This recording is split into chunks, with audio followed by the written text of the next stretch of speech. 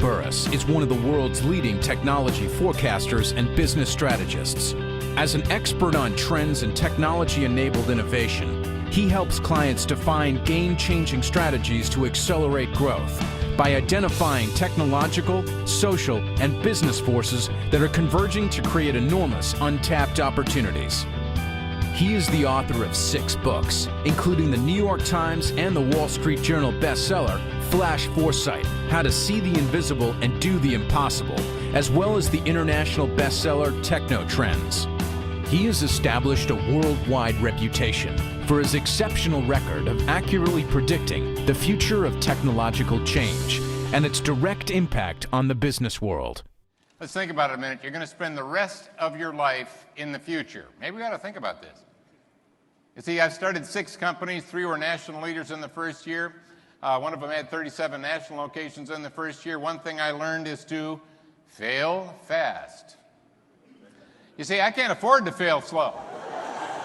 But if you look at Kodak, you look at Blockbuster, you look at these, you know, what is going on? They did not see the future. Oh, they saw a future. Problem was, it was what I call a soft trend, something that might happen, rather than a hard trend, something that will. I want you to see that difference.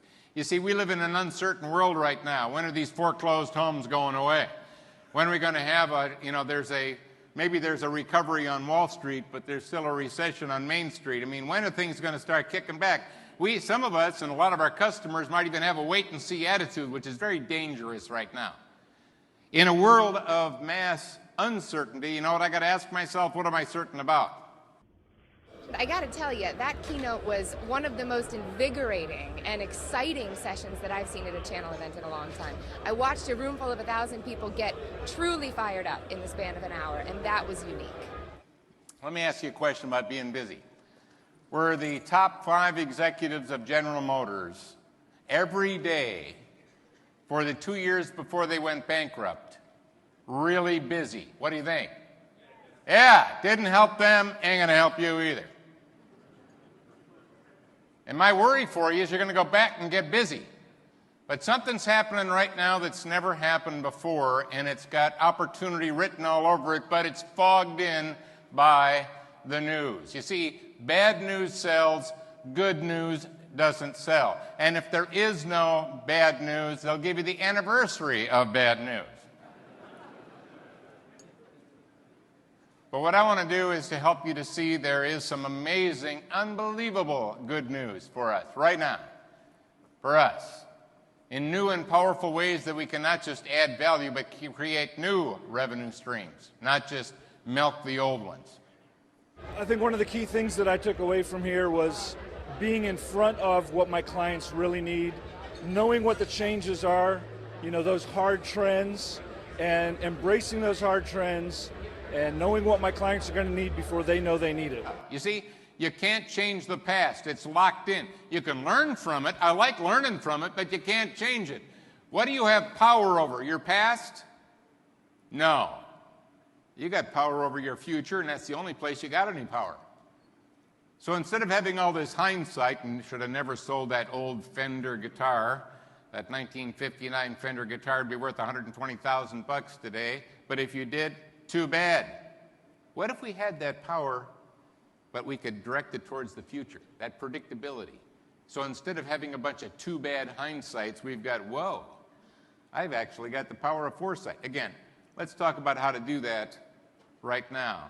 I like his positive attitude about not focusing on the negative and focusing on the trends. I thought that was incredible. There's a word that I have used for many decades now. It's called future view. How you view the future shapes how you act in the present, and how you act in the present shapes your future. Think about it. Right now, there's people that are selling Apple stock. And there's people that are buying Apple stock. What's the difference? Their future view of Apple. Right now, there are kids that are deciding to go to college and other kids that are deciding to go to drugs. What's the difference? It's their future view. You see, how you view the future will shape how you act shapes your future. Your future view will determine the future you, and right now that future view is low compared to what it needs to be based on the certainties I'm going to share with you today. Owning a business is very much about not becoming stagnant and always thinking about what your customers are going to need moving forward. And the keynote really made me think about what services I'm going to offer my customers to ensure there's that relationship moving forward.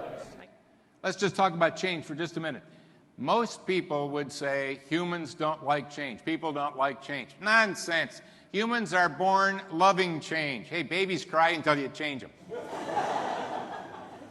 Matter of fact, they prefer rapid change. Why do we take vacations? I need a change. I need to get out of here. In other words, not all change is negative, but everyone in this room knows there's negative change. So what in the world is the difference between positive change and negative change? I've thought about this. I know exactly what it is. Negative change is the kind of change that hits you directly and you didn't see it coming. It impacts you personally and you didn't see it coming. But I got news for you. Most of those changes were there for you to see. You were too busy to look. Change is constant. I mean, I know that's an old cliche, but I think as business owners and thought leaders and trusted advisors to our clients, that we need to be reminded of that, always looking for what's the next thing that is going to revolutionize our business and revolutionize our clients' businesses, and making sure that there's a synergy between what we do and what they do. Technological change is going to accelerate. Oh, yeah. We got 3 prime drivers, not 4, not 5, not 10. We got 3. I call them digital accelerators. We've all heard of Moore's Law. Processing power doubles as the price drops in half. But remember, doubling doesn't create a graph that looks like this. It creates a graph that looks like that. 2 becomes 4 becomes 8. No big deal in the beginning. To go from a 5 megahertz chip to a 500 took 20 years. To double it took 8 months, and that was years ago. In other words, we are no longer in this phase. We're in the phase. Very inspiring. It's great to listen to futurists kind of talk about what we'd be thinking about and transforming our business, and it really makes you think. When you go back home, you're going to get busy, but remember, busy ain't going to help you. You're going to be busy, but not full time. I want you to eke out some time to be strategic. You're going to spend the rest of your life in the future. And it's an amazing future if you have the time to think about it and make it so. So when we go back, let's make it so.